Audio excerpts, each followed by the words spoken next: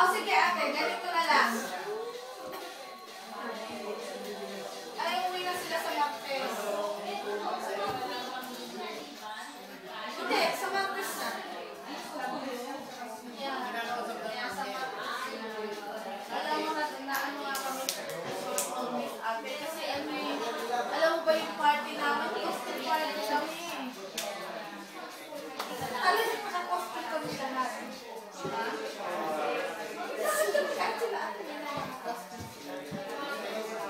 Oo, sila dito.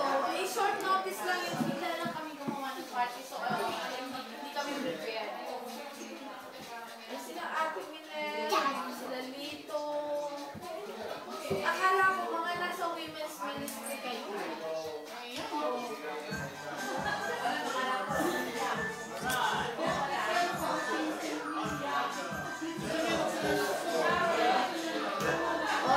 Alam mo ate, sasabihin ko mga 11. Alam niya kung ano oras kayo sila uwi.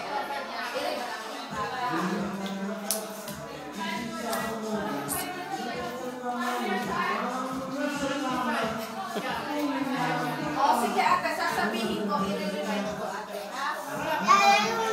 Okay, good.